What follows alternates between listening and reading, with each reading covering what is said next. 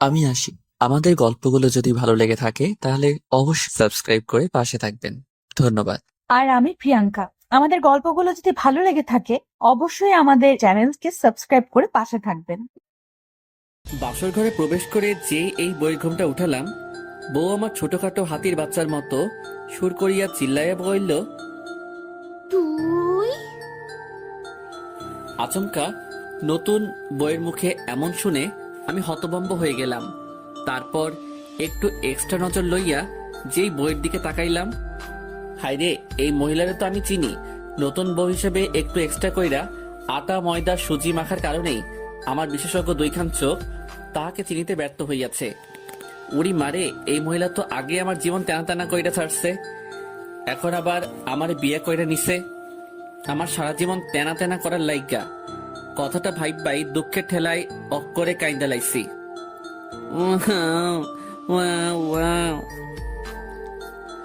আসলে দুঃখের কথা কি আর কমনে ভাই, এই মাইয়া আমার এক্স গার্লফ্রেন্ড, নাম রিয়া ওরফে মহিলা শয়তান।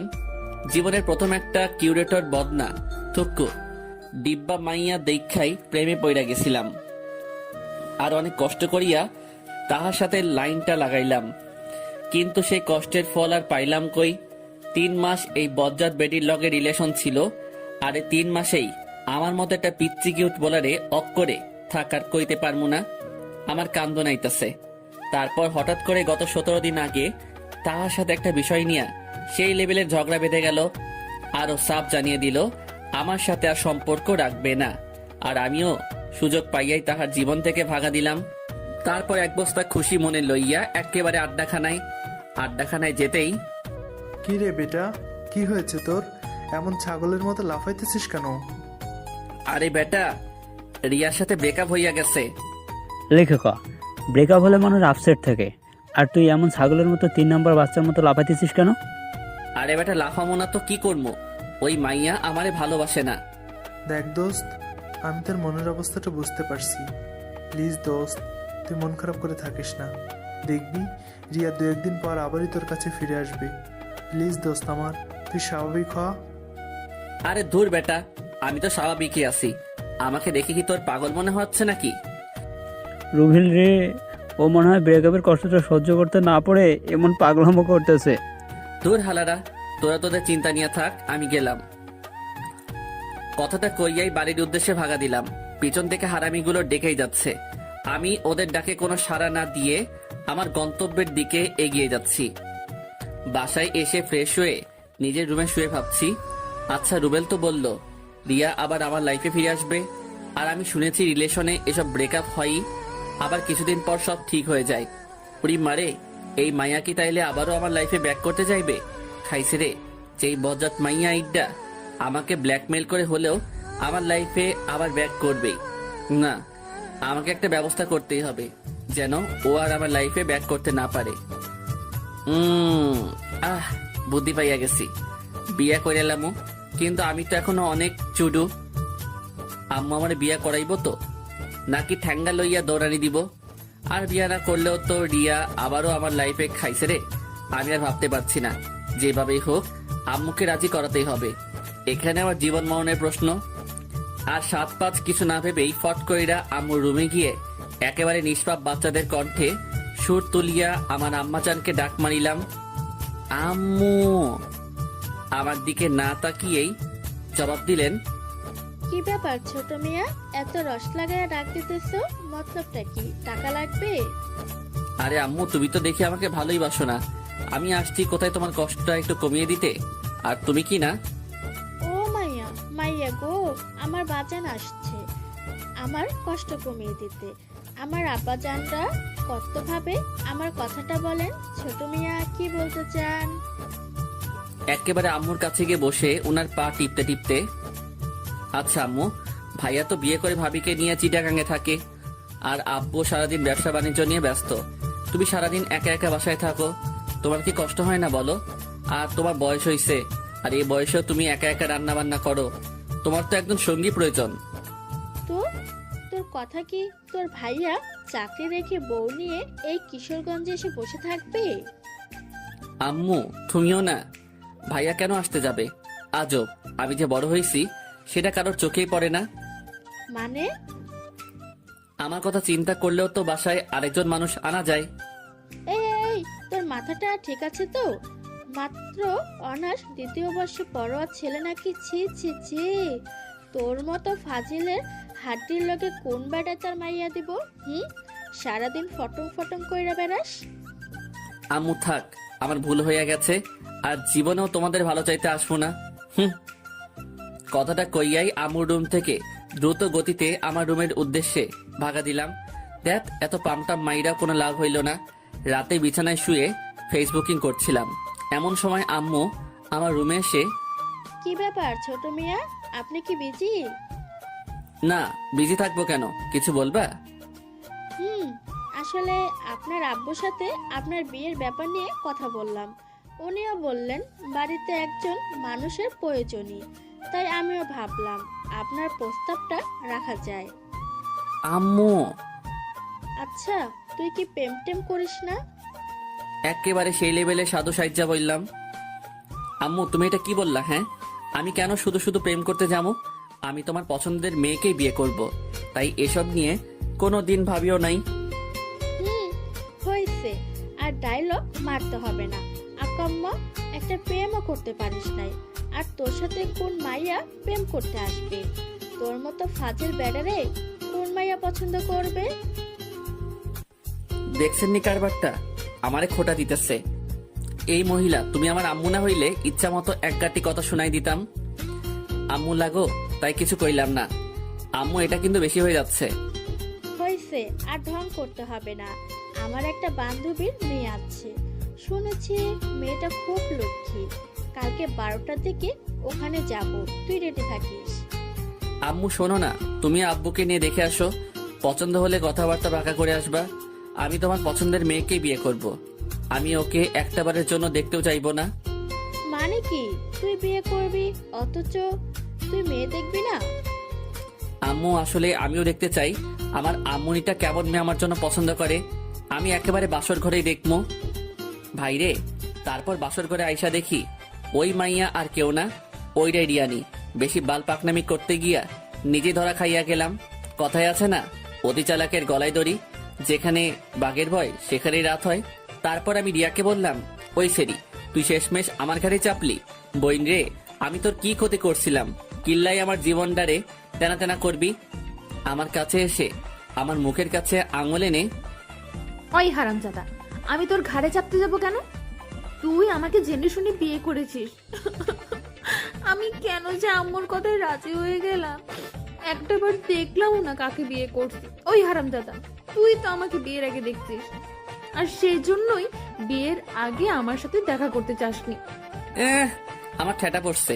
তোর মতো বজ্জাত মহিলারে বিয়া করতে শয়তানের নানি, তুই আগে আমার জীবনটা শেষ কইরা এখন আবার আমারে বিয়া কইরা নিছস। ওই তোর সমস্যাটা কি? হ্যাঁ, আমারে শান্তিতে থাকতে দিবি না? এমন সময় আমাদের দরজায় ঠক ঠক করে কেউ একজন নক করলো। কে? আমি তোমার আম্মা জান, দরজাটা খোলেন। খাইছে রে। আম্মু এই সময় কেন আসলো? আমাদের ঝগড়াঝাটি শুনে ফেললো না তো? আমি মুহূর্তের মধ্যেই এক বালতি দুশ্চিন্তা লইয়া রিয়ার দিকে তাকাতেই দেখি মাইয়া একেবারে অবুঝ বালিকার মতো ইয়া বড় একখান ঘোমটা দিয়া বসাইচা বৈশা আছে। আমি দরজা খোলা মাত্রই আম্মু রুমে ঢুকে, কি ব্যাপার, এত চেঁচামেচি করছিলি কেন? একেবারে সাধু সাইচা বললাম, আম্মু, চেঁচামেচি মানে কি বলতেছো সব? ওই, এত ন্যাকা সাজা লাগবে না, বল কি করছিস? আম্মুর কাছে গিয়ে ফিসফিস করে, আম্মু, নতুন বইয়ের সামনে কি সব আবল তাবল বলতেছো? বাসরাতে কেউ চেঁচামেচি করে? আম্মু, আমি নিশ্চিত তুমি আজকে প্রেশারের ওষুধ খাও নাই, বয়স হয়েছে তো তাই এমন ভুলভাল শুনতেছো। একেবারে মক্কেল সাইজা। বাজান, আমি হয়তো ভুল শুনেছি। আচ্ছা, আমি যাচ্ছি। তারপর আম্মু রুম থেকে যেতেই দরজা লাগিয়ে যেই রিয়ার দিকে তাকালাম, দেখি মাইয়া একেবারে পুরো খাট দখল কইরা ঘুমের রাজ্যে আরোহণ করিতেছে। আহ, কি মায়াবী চেহারা গো! এই চেহারার দিকে তাকিয়ে নিমিষেই একটা জনম পার করে দেওয়া যায়। আমি ওর কাছে গিয়ে ডাক দিলাম, বউ, বউ গো। কি হইছে? এত রস লাগিয়ে বউ বললে চিল্লাইতেছো কেন? না মানে আমি ঘুমাবো। তো ঘুমাও। না মানে তুমি তো পুরো খাট দখল করে আছো, কই ঘুমামো? বাবুই। মুহূর্তের মধ্যেই ফট কইরা একেবারে ওর কাছে গিয়া, বলো না গো সোনা আমার। তুমি চুপচাপ এখন ফ্লোরে বিছানা করে ঘুমিয়ে যাও, কেমন? নয়তো কপালে অনেক দুঃখ আছে। একেবারে কবি কবি ভাব লইয়া, ওগো তুমি যখন ছিলে গভীর ঘুমে, তখনই তোমাকে দেখিয়ে আমি হাদারাম পড়িয়াছি প্রেমে। শোনো না, বলছিলাম যে আমরা আগের সবকিছু ভুলে গেলে হয় না, চলো না দুজন আবার নতুন করে শুরু করি এক রোমান্টিক প্রেমের ইতিহাস। ওই, তোর এসব ঢংবাজি পকেটে রাখ। একটু আগে আমাকে কি বলছিস? আমি কিচ্ছু ভুলি নাই। ওলে আমার লক্ষ্মীটা, ওইগুলো তো রাগ করে বলছি। আমি তোকে খুব ভালো করে চিনি। কে যেন বলছিলি আমি শয়তানের নানি, তারপর আমি তোর জীবন টানা টানা করে ফেলছি, তো এখন আমার কাছে কি? বলছিলাম কি, মানে আমাকে এইবারের মতো মাফ করে দেওয়া যায় না? ও হ্যালো, তোকে আমার হারে হারে চেনা আছে বজ্জাত বেটা। না, এখন আর সহ্য করা যাচ্ছে না, আমাকে অপমান করা হচ্ছে। না না না, আমার জন্য এখন আমি আমার পুরো পুরুষ জাতিকে নারীর কাছে ছোট করতে পারি না। ঝগড়া যখন করেছি আরো করব, তবুও আমাদের পুরুষ জাতিকে নারীর কাছে মাথা নত করতে দেব না ইনশাল্লাহ। ভাইরা আমার, চিল্লাইকন ঠিক কিনা? আসলে একটা কথা কি জানিস, কুকুরের লেজ কখনো সোজা হয় না, তেমনি তোদের মতো কিছু মেয়ে আছে যাদেরকে সম্মান দিলে সেটার মূল্য বুঝে না, বরং এটাকে তোরা পুরুষ জাতির দুর্বলতা ভাবিস। দেখ, আমি এই খাটেই ঘুমাবো, তোর ইচ্ছে হলে আমার পাশে ঘুমা, নয়তো নিচেও ঘুমাতে পারেন। কথাটা বলার সাথে সাথেই রিয়া ফট কইরা বিছানা থেকে নেমে গিয়ে হাতে ফল কাটা ছুরিটা নিয়ে আমার দিকে এগোতে লাগলো। উড়ি মারে, আমার ডর করতেছে। বাবু, তুমি ফল কাটা ছুরি নিয়ে এদিকে আসতেছো কেন? ছুরিটা আমার গলার কাছে এনে নাম, বিছানা থেকে নাম। আমি ওর সাথে সাথে ব্যাককেলের মতো বিছানা থেকে নেমে গেলাম। না, আমি তোমার সব কথা শুনবো, তুমি যা বলবো আমি তাই করব। আমি জীবনেও খাটে ঘুমাবো না, আমারে ছাইরা দাও। আমার গলার কাছ থেকে ছুরিটা সরিয়ে মনে থাকে জানো, মাইন্ড ইট। তারপর রিয়া ছুরিটা ওর বালিশের কাছে রেখে নিশ্চিন্তে শুয়ে পড়লো, আর আমিও সুযোগ বুঝছা ঠাস কইরা ছুরিটা আমার হাতে লইয়া একেবারে বাংলা সিনেমার ডিপ জলের মতো হু হু কইরা এক গাঁটটি হাইসা কইলাম, তোরে আজকে খাইছি। সাথে সাথে রিয়া আর কোনো কথা কইয়াই একেবারে হোসাইন বোল্টের গতিতে খেইচ্ছা দৌড়। লে খোকা মাইয়া তো দরজা খুইলা বাইরে চইলা গেছে। ঠোঁটের উপর হাতের আঙ্গুল দিয়া মুখখানা চাইপা ধইরা একখান হাসি দিলাম, যেন মুখে মশা ঢুইক্কা না যায়। মাইয়া আমারে ডরাইছে। ঠিক তখনই আমার ডান কান একটু ব্যথা অনুভব করাই, যেই কানে হাত দিলাম দেখি আম্মুর হাত। আম্মু ছাড়ো, লাগছে তো। এক বস্তা রাগ মাথায় লইয়া, তুই মানুষ হবি না? আম্মু তুমি এটা কি বললা? তাইলে আমি কি ভিনদেশি এলিয়েন নাকি? ওরে খোদা, পৃথিবীতে এত মানুষ থাকতে এই আইটেমটাকে আমার কাছে পাঠাতে হলো। ওই, তুই বৌমাকে মেনে নিচ্ছিস না কেন? প্রবলেমটা কি তোর? এক ডিব্বা রহস্য মাথায় লইয়া, মেনে নিচ্ছি না মানে? তোমার বৌমাই তো আমাকে মেনে নিচ্ছে না। আম্মু, আপনি ওনার কথা বিলিভ করেন না। আমাকে একটু আগে ছুরি দেখিয়ে বলেছে আমাকে নাকি উনি মেরে ফেলবে যদি আমি জোরপূর্বক স্ত্রীর অধিকার চাই। আম্মু দেখেন, ওনার হাতে এখনো ছুরিটা আছে। সাত, তুই এক্ষুনি এই রুম থেকে যা। যাবো মানে? কই যাব আমি? আমাকে রুম থেকে ধাক্কা দিয়ে বের করে দিয়েই দরজা লাগিয়ে দিয়ে, তোর যেখানে খুশি যা। যা শালা, এখন কি করবো? তারপর বাধ্য হয়ে আব্বুর রুমে গেলাম। আমাকে দেখা মাত্রই, তা বাপধন, এই বাসাটা তো কি আকাম করছেন আপনি যে সোজা আমার কাছেই ট্রান্সফার হতে হলো? আব্বু, আমারে আম্মু জোর কইরা বাসা থেকে তাড়াই দিছে। তুমি প্লিজ আম্মুর একটু বুঝাইয়া বলো। আব্বাজান, আমি বলি কি, তুমি চুপচাপ এখন আমার পাশে শুয়ে পড়ো, সকালে যা করার করব। মানে কি? আজকে আমার বাসর রাত। দেখো বাপধন, দেশের ক্ষমতা এখন শেখ হাসিনার হাতে, আমরা পুরুষ একটু নির্যাতিত হবই। মেনে নে বাপধন, মেনে নে। শেষমেশ কোনো উপায় না পাইয়া আম্মু যখন মোর বউ লইয়া আমারে আব্বুর লগে থুইয়া মনে সুখে ঘুমাই যায়, ফাইটা যায়, বুকটা ফাইটা যায়, এই গানটা গাইতে গাইতে ঘুমাইয়া গেলাম। পরের দিন সকালে ঘুম ভাঙলো কয়েকটা সারে চেঁচামেচিতে। চোখ খুলতেই দেখি এইগুলা কোনো জীবন্ত সার নয়, আমার পরনের হারামি বন্ধু ওরফে ভন্ডুগুলা। কি ব্যাপার, এই সাত সকালে তোরা আমার বাসায় কোন দুঃখে? পরের দিন সকালে ঘুম ভাঙলো কয়েকটা সারে চেঁচামেচিতে। চোখ খুলতেই দেখি এইগুলা কোনো জীবন্ত সার নয়, আমার পরনের হারামি বন্ধু ওরফে ভন্ডুগুলা। কি ব্যাপার, এই সাত সকালে তোরা আমার বাসায় কোন দুঃখে? তোরে কালাইতে আসছি। কেন, আমি কি তোর বইনে লইয়া ভাগা দিছি নাকি? হারামজাদায় একা একা বিয়ে করে নিলে আমাদের একটা বড় জানানোর প্রয়োজন মনে করলি না? ভাইরে, হঠাৎ করে হয়ে গিয়েছে, বিলিভ কর দোস্ত, আমি নিজেই জানতাম না যে তখন আমার বিয়ে। শোন ভাই, তোর এসব ঢপবাজিতে আমাদেরকে গলাতে পারবি না। দে, এখন আমাদের ট্রিটটা দে। লে খোকা, ট্রিট এটা আবার কি? মাম্মা, এসব ন্যাকামো রাইখা চুপচাপ আমাদের ভলিউমটা দিয়ে দাও, নয়তো কি? নয়তো তোমার বইয়ের কাছে এই নিয়ে বিনে অনেক কাহিনী কয়া দিমু, পরে ঠেলা বুঝবা। তো জানা। তারপর আমি মনে মনে বললাম, একটাবার চেহারা খান দেখলে এমনিতেই ঠান্ডা হয়ে যাবি। মুহূর্তের মধ্যে দুইটা একেবারে ভিলেনের মতো ভাব লইয়া কইল, আব্বে তোর বউ কই? আমার রুমেই আছে, যাও। 2 মিনিট পর হারামি দুইটা বদনা দুঃখ মনে লইয়া আমার কাছে ফিরিয়া আসিয়া কইল, মামা, কেমনি কি রিয়া তোর বউ? ভাইরে, সবই আমার বাল পাকনামির ফল। তারপর হারামিগুলোরে সব কাহিনী খুইল্লা কইলাম। তাহলে এখন কি করবি? রিয়া তোকে মেনেও নিচ্ছে না। আরে দোস্ত, সময় নে, মেয়ে মানুষের মন, একটু মিষ্টি মিষ্টি কথা বলবি, মাঝে মাঝে সারপ্রাইজ দিবি, ওর ছোট ছোট আবদারগুলো পূরণ করবি, ব্যাস কাজ হয়ে যাবে। ধুর, আরে বেটা, মেনে নেওয়াটা জরুরি না, কিন্তু ও তো আমাকে সারাক্ষণই প্যারা দেয়। আমি না প্যারা সহ্য করতে পারি না। আচ্ছা দোস্ত, টেনশন করিস না, সব ঠিক হয়ে যাবে। আমাদের এখন যেতে হবে। সে কি, নাস্তা করে যা। না রে দোস্ত, বড় অপুর শরীরটা অনেক খারাপ, ওনাকে এখন দেখতে যাব। ও আচ্ছা, তাহলে যা, আর আপুর কি অবস্থা সেটা জানাস। তারপর রুবেল আর হাবিব চলে যাওয়ার পর আমি একটু বাইরে হাঁটতে বের হলাম। বলে রাখা ভালো যে অতিরিক্ত গরমের কারণে আমি লুঙ্গি পরে বের হয়েছিলাম। রাস্তায় একা একা হাঁটতেছি আর গান গাইতেছি। ভালোই ছিলাম আমি হাঙ্গা কইরা, এখন আমি কান্দি বইয়া বইয়া। এমন সময় পাশে এক ভ্যান চালক ডাক দিয়ে বলল, বাবা, আমার ভ্যানটা ধাক্কা দিয়ে উঠাইয়া দিবা।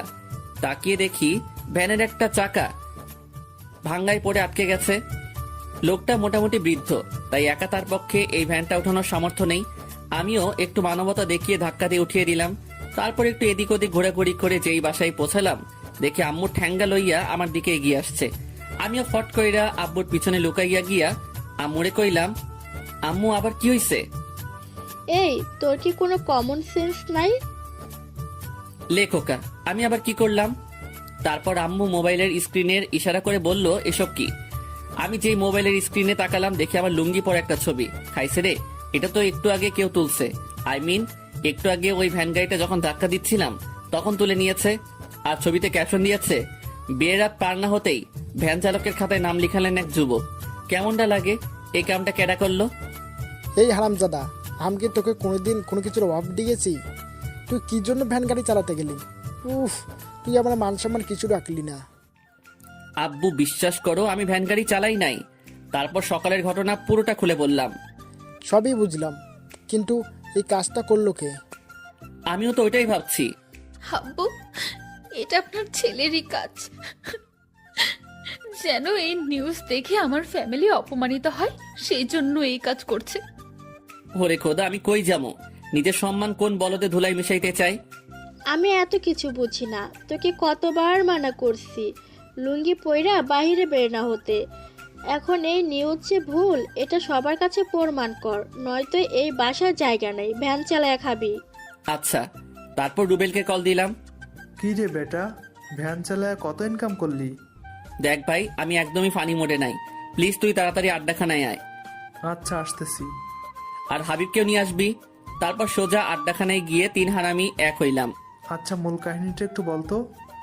তারপর আমি ওদেরকে সব কাহিনী খুলে বললাম। সবে বুঝলাম, কিন্তু এই কাজটা কি করেছে সেটা আগে আমাদের জানতে হবে। আর আইডিটা তো ফেক, হ্যাক করা ছাড়া কোনো উপায় নেই। প্লিজ ভাই, যেইভাবেই হোক আমাকে বাঁচা। আচ্ছা, আমি আমার ফ্রেন্ডকে আইডি লিঙ্কটা দিচ্ছি। ও অনেক ভালো হ্যাকার। আশা করি আইডিটা হ্যাক করতে পারলেই সব সমস্যার সমাধান করা যাবে। তারপর রুবেল তার ফ্রেন্ডকে আমাদের সমস্যা খুলে বলে। তারপর আইডি লিঙ্কটা ওকে দিয়ে দিল। প্রায় 2 ঘন্টা পর রুবেলের ফ্রেন্ড জানালো আইডিটা হ্যাক করতে সক্ষম হয়েছে। তারপর রুবেলের কাছে আইডির ইমেল অ্যাড্রেস আর পাসওয়ার্ড পাঠালো। আমরা আইডিটাতে লগ ইন করে যা দেখলাম তার দেখার জন্য আমরা কেউই প্রস্তুত ছিলাম না। এ কি, এই আইডিটা তো কামরুলের। কামরুল হচ্ছে রুবেলের চাচাতো ভাই। কি কামরুল্লাহ এই কাম করছে? হালারে আইজা কুইটা লাভাম। আচ্ছা দোস্ত, আগে মাথা ঠান্ডা কর, রুমাইল্লারে সার্চ করতেছি। রুবেল, কামরুল্লাহরে কল দে। দেখ দোস্ত, ও তো আমার ভাই, এখানে আমি থাকলে প্রবলেম হবে, আমি যাই। রুবেল ঠিক বলেছে। তাছাড়া রুবেল আমাদের সাথে থাকলে ওকে আমরা কিছুই করতে পারবো না। আমি এত কিছু বুঝি না, তুই কামরুল্লাহরে এখনই এখানে হাজির কর। তারপর কামরুল্লাহরে কল দিয়ে আমাদের আড্ডাখানায় হাজির কইরা ক্লাবের দরজা লাগিয়ে ইচ্ছে মতো কেলানোর পর, ওই তোরা দুইটা আমাকে এইভাবে মারতেছিস কেন? আমি কি করেছি? তা মামা তুমি আমার লুঙ্গি পরা পিক তুইল্লা এত সুন্দর একটা ক্যাপশন দিয়া ফেবুতে পোস্ট করলা কেন? এই পোস্ট আমি করি নাই। ওই হালা, তোর আইডির পাসওয়ার্ড কিন্তু আমাদের কাছে আছে, আর এই আইডি যে তোর তার অনেক প্রমাণও রয়েছে। কিন্তু আইডির পাসওয়ার্ড কেমনে পাইলি? পেয়েছি কোনো একভাবে। এখন বল তুই এই আকাম কার কথাই করছিস? ভালো করছি, মনে আছে আমার জরিনার সাথে রিলেশনটা কিভাবে ভাঙছিলি? 7 মাস সাধনা করে ওর সাথে সম্পর্কটা করেছিলাম, তারপর সকিনের সাথে রিলেশনে গেলাম। 3 মাস আগে ওই রিলেশনটা কিভাবে ভাঙছিলি মনে আছে?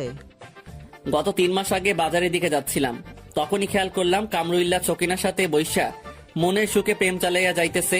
আমি কামরুলকে জিজ্ঞেস করলাম, মামা কি অবস্থা? হালাই তার গার্লফ্রেন্ডের সামনে এমন ভাব লইল যেন আমাকেও চেনেই না। তারপর কামরুলের গার্লফ্রেন্ড সকিনা কামরুলকে জিজ্ঞাসা করলো, বাবু এই হ্যান্ডুটা কে গো? আর সাথে সাথে কামরুল্লাহ কইল, আরে এলাকার পোলা, মাঝে মাঝে হেল্প করি, তাই যেখানে আমাকে দেখে একটু সম্মান করে আর কি।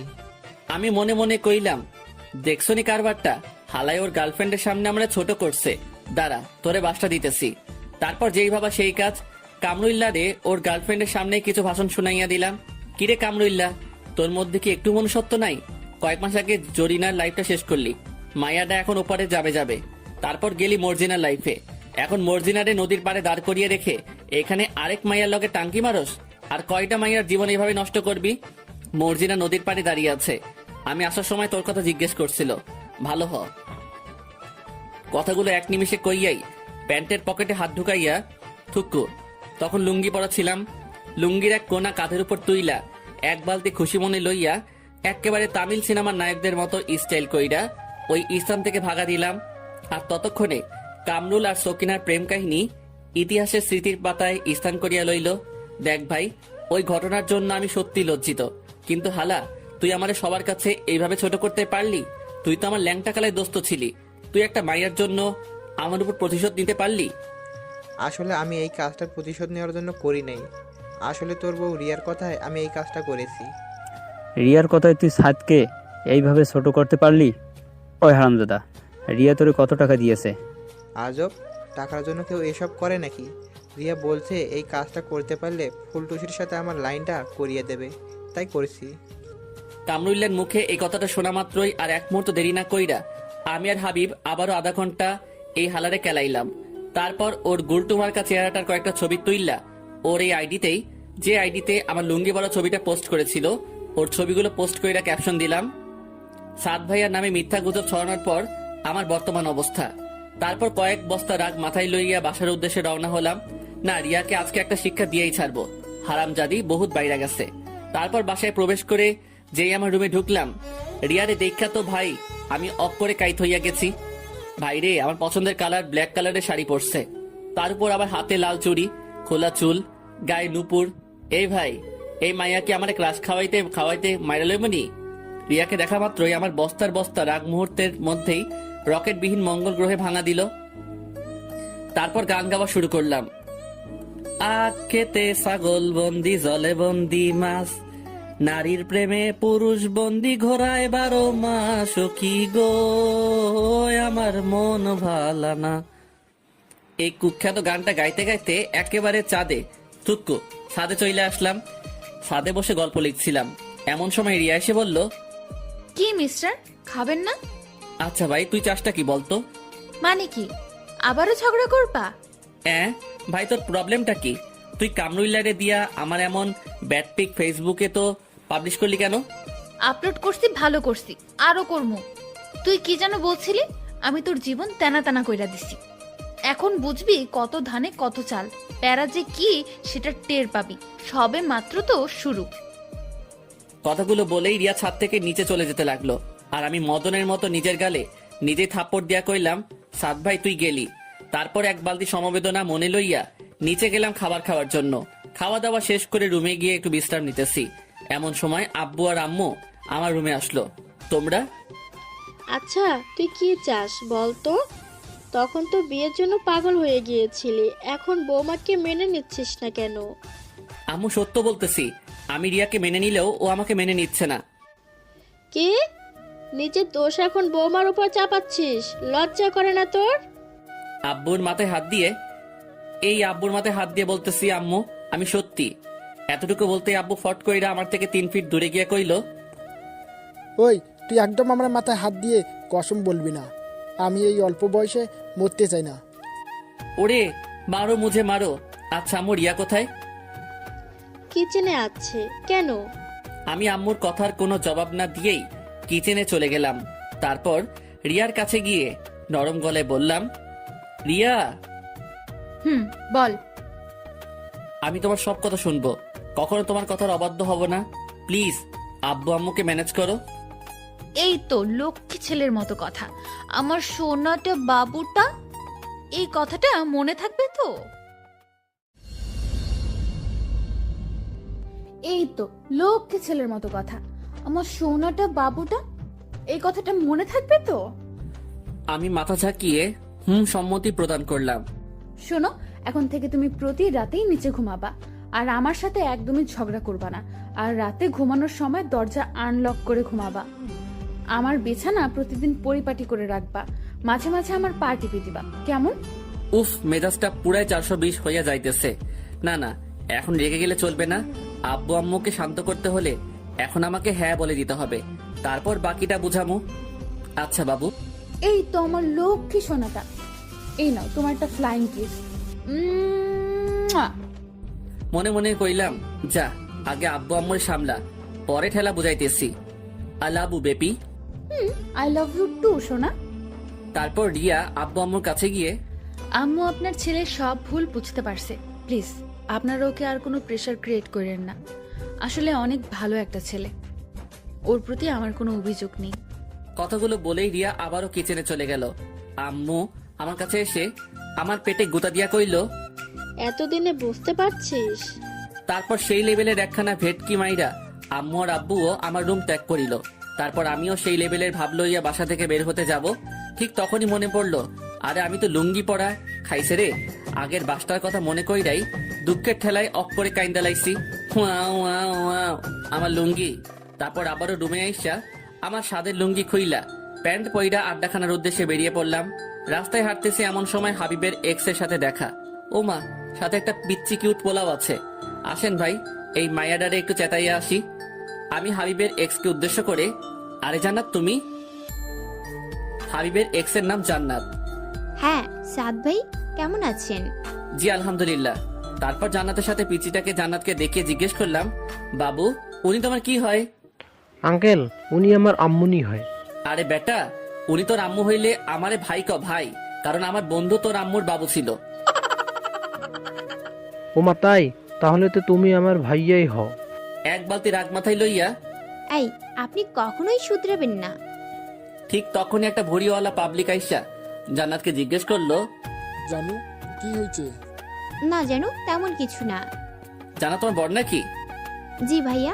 আর হ্যাঁ, আমার বর মোটেও আপনার ফ্রেন্ডের মতো না।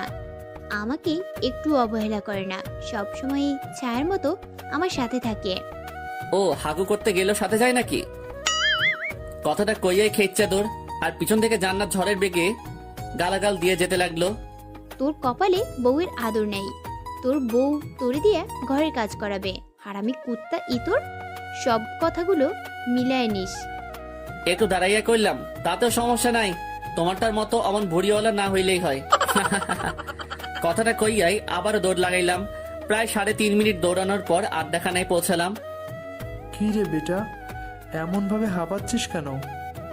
আরে বেটা বলিস না, আসার সময় হাবিবের এক্সের সাথে দেখা, তারই একটু চেতাইয়ে আসলাম। হাবিবের এক্সের কথাটা বলতেই লক্ষ্য করলাম হাবিবের মুখটা একটু মলিন হয়ে গেল। হাই রে, বেচারা হয়তো ইমোশনালি আপসেট হয়ে গেছে। হাবিবের পাশে বসে ওর পিঠে হাত বুলাতে বুলাতে, দোস্ত প্লিজ মন খারাপ করিস না, দেখিস তোকে জান্নাতের থেকে অনেক ভালো মেয়ে বিয়ে করাবো। আরে বেটা, আমি আমার জন্য আপসেট হই নাই, ভাবতেছি জান্নাতের বরের কথা। বেচারা কত কষ্টে না জানি আছে। কি ভাবলাম আর কি হইল, তারপর হারামিগুলোর সাথে কিছুক্ষণ আড্ডা দিয়ে সন্ধ্যায় বাসায় ফিরলাম। রুমে বসে ফেসবুক করছিলাম, এমন সময় রিয়া রুমে এসে বলল, বাবুই, এবার লক্ষ্মী ছেলের মতো আমার বিছানা করে ফেলো তো। জি আমাকে বলছেন? ওই হারামজাদা, কথা কানে যায় না, বিছানা কর, নয়তো আন্টিকে উল্টা পাল্টা বলে তোকে বাস খাওয়াবো। তুই সবসময় আম্মুর কাছে এমন মিথ্যা বলে আমাকে বকা খাওয়াও? বেশ করি, এখন চুপচাপ আমার কথা শুন, নয়তো কপালে শনি আছে। আপনি চা, আম্মুকে নিয়ে আয় দেখি আম্মু কি করতে পারে। কি ব্যাপার, তুই আমাকে ভয় পাচ্ছিস না কেন? আমি টেবিলের উপর থেকে মোবাইলটা আমার হাতে নিয়ে ভিডিও রেকর্ডটা সেভ করলাম। ভয় তো এবার তুই পাবি। তুই এতক্ষণ আমার কথা ভিডিও করছিলি? জি ম্যাম, আপনার সব কাহিনী আমার এই মোবাইলটাতে রেকর্ড হয়ে গেছে। ইয়ে মানে, তুমি কিন্তু এটা ঠিক করো নাই। আমি তো তোমার সাথে ওসব মজা করে করতাম। আচ্ছা বাবু, তাহলে এখন আমিও মজা করে আম্মুকে এই ভিডিওটা দেখাই গিয়ে। কথাটা বলেই বিছানা থেকে উঠে আম্মু রুমের দিকে যাওয়ার জন্য যেই পা বাড়ালাম, তখনই রিয়া আমার হাত চেপে ধরে। প্লিজ অমনটা করো না, উনি আমাকে খারাপ ভাববে। ও মা, তাহলে আমাকে যখন খারাপ ভাবে তখন কি আমার কষ্ট হয় না? প্লিজ আমাকে মাফ করে দাও, আমি তো তোমার বউ। তুমি কি আমাকে সবার কাছে ছোট করতে চাও? আমি রিয়ার একেবারে কাছে গিয়ে ওর গালে আঙুল দিয়ে স্পর্শ করে, আচ্ছা সোনা, এই ভিডিওটা কাউকে দেখাবো না, কিন্তু এখন থেকে আমি যা বলবো তোমাকে তাই করতে হবে। আর তুমি এখন থেকে নিচে ঘুমাবা। এবার লক্ষ্মী মেয়ের মতো আমার পাটা টিপে দাও তো। দেখো, এটা কিন্তু একদম ঠিক হচ্ছে না। তাহলে ভিডিওটা দেখাই গিয়ে। আরে অমন করো কেন? আচ্ছা দিচ্ছি তো। সুন্দরী ভাইয়ার হাতে পা টিপানোর মজাই আলাদা। উফ, প্রচুর ভাল লাগছে। এমন রুমে আম্মু এসে, এই তোর কি কোনো বুদ্ধি শুদ্ধি নাই, নতুন বইয়ের হাতে পাটি পাচ্ছিস? আরে আম্মু তুমি আর বইলো না, তোমার বৌমাকে এত করে বললাম যে তুমি নতুন বউ, আমার পা টিপলে কেমন দেখায়। বেচারির একটাই কথা, আপনি আমার বর, আপনার খেদমত করা আমার দায়িত্ব, তাই জোর করেই এখন আমার পা টিপে দিচ্ছে। একটু লজ্জা লজ্জা ভাব লইয়া বললাম, আসলে আম্মু তোমার বৌমা আমাকে বড্ড বেশি ভালোবাসে, খুব ভাগ্য করে ওকে পেয়েছি। কথাগুলো বলার সময় লক্ষ্য করলাম রিয়া রাগের ঠেলায় দাঁতে দাঁত কামড়াচ্ছে। দেখতে হবে না মেয়েটা কার? আচ্ছা তাহলে এখন খেতে আসো।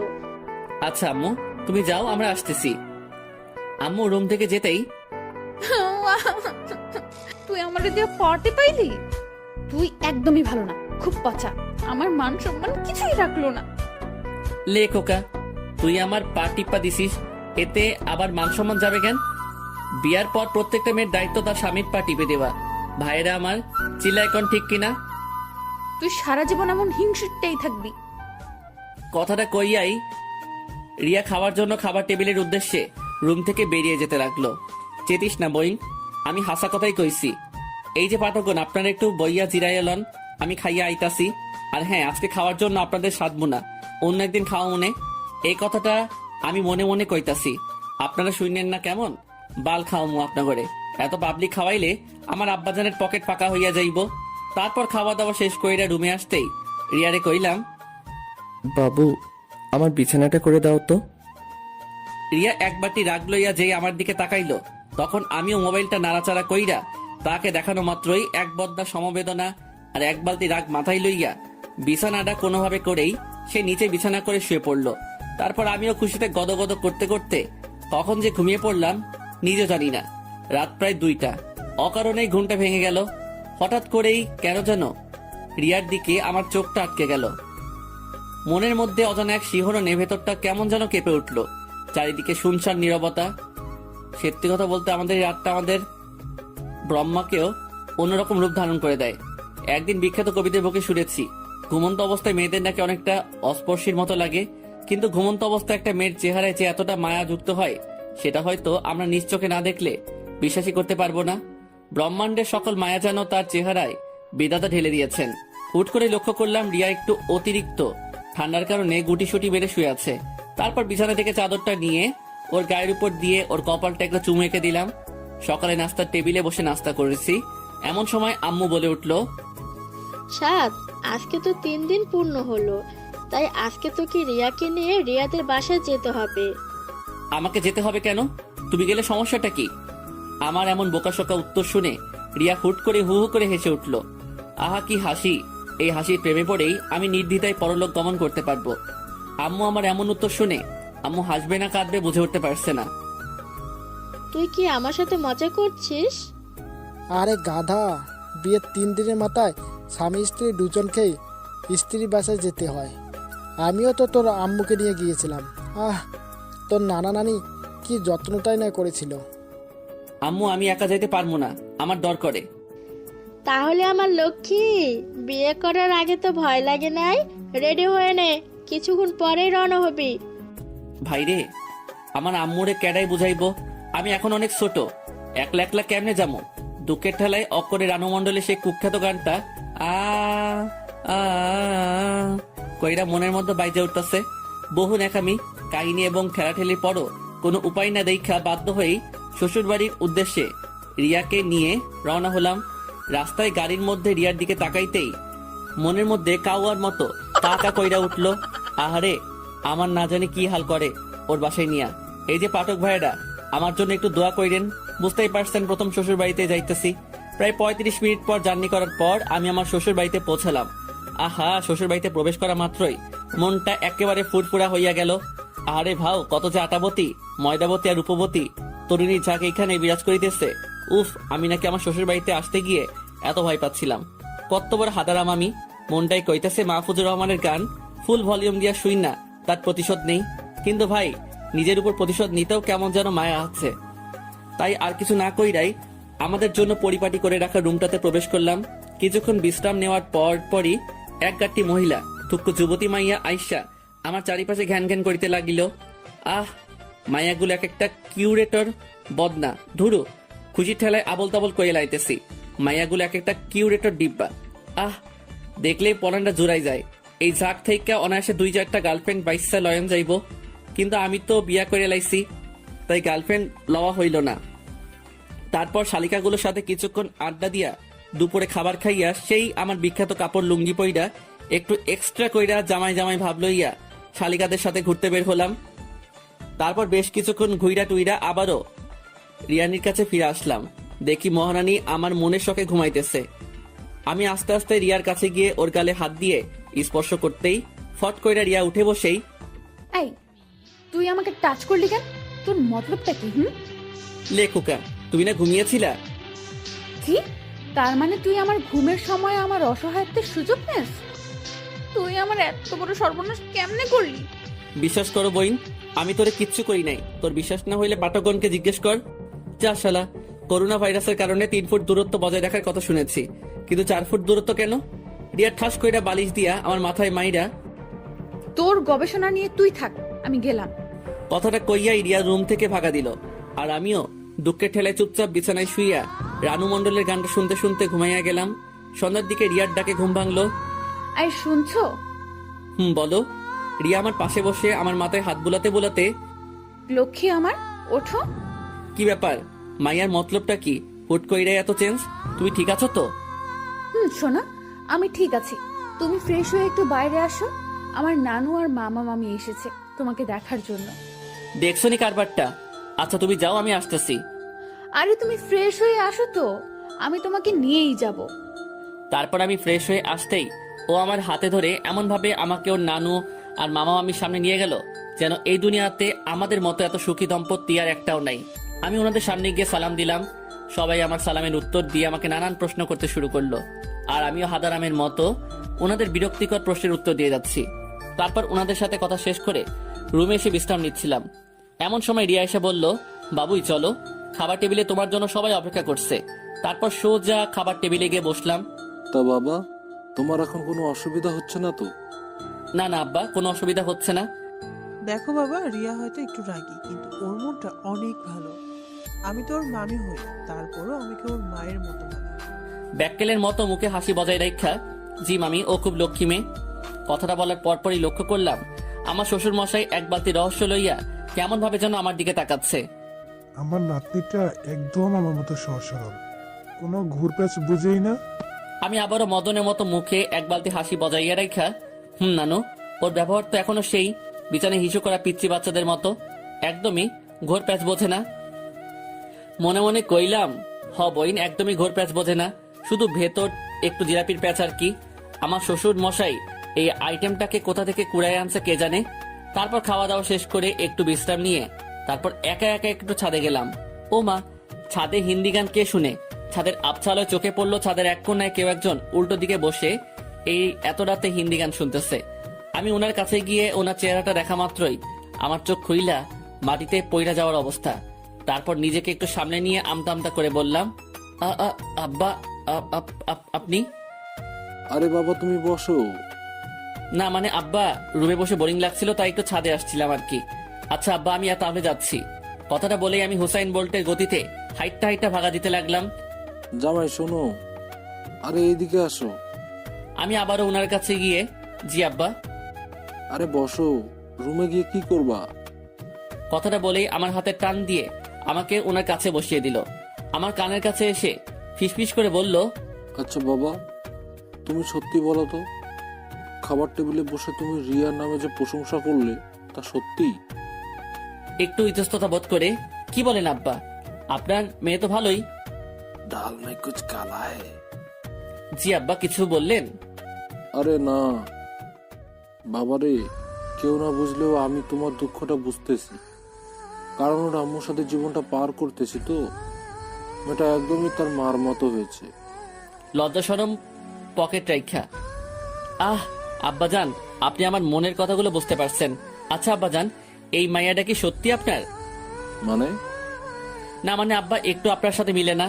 আপনার মতো এত ভালো একটা মানুষের ঘরে কেমনে এই মাইয়া হইব? বাবারে, সবই আমার কপালের দোষ। জানো বাবা, কথাবার্তা পাকা হওয়ার পর তোমাকে অনেক খুঁজেছি, কিন্তু কোথাও পাই নাই। সে কি, আমাকে খুঁজছিলেন কেন?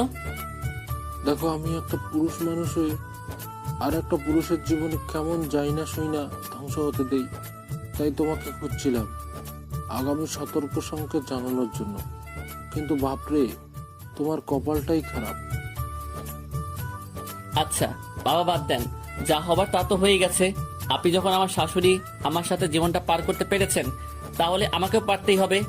সিগারেটের প্যাকেট থেকে একটা সিগারেট বের করে আমাকে রিয়ার আব্বু দিয়ে বলে, এই নাও বাবা, সিগারেট খাও।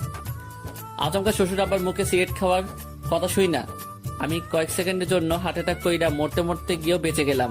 না না আব্বা, আমি এসব খাই না। আরে বাবা, লজ্জা পেও না তো। আমি জানি এই বয়সে বিড়ি খাওয়া একটা প্যারা থাকে। আমিও তোমার মতো প্রথম দিন শ্বশুর বাড়িতে গিয়ে বিড়ি খাইতে পারিনি। নাও, বিড়িটা মুখে নাও। বাপরে, এমন শ্বশুর মশাই থাকলে বাল আর বইয়ের আদর লাগতো না। কথা কন, ঠিক না বে ঠিক? আমি মুখে বিড়ি নিতে শ্বশুর মশাই লাইটার নিয়ে আমার বিড়িতে আগুন জ্বালিয়ে দিল।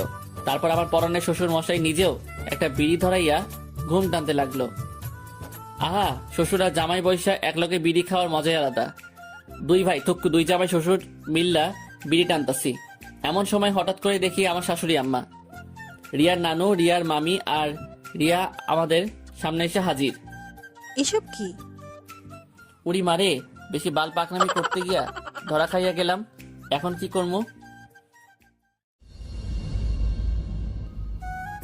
দুই ভাই থুক্কু, দুই জামাই শ্বশুর মিল্লা বিড়ি টানতাছি। এমন সময় হঠাৎ করে দেখি আমার শাশুড়ি আম্মা, রিয়ার নানু, রিয়ার মামি আর রিয়া আমাদের সামনে আইসা হাজির। এসব কি? উড়ি মারে, বেশি বাল পাকনামি করতে গিয়া ধরা খাইয়া গেলাম। এখন কি করবো? শ্বশুর মশাইয়ের দিকে তাকাতেই দেখি উনি একেবারে অবুঝ পোলা পাইনের মতো চুপচাপ বইসা আছে, আর হাতের সিগারেটটাও উধাও।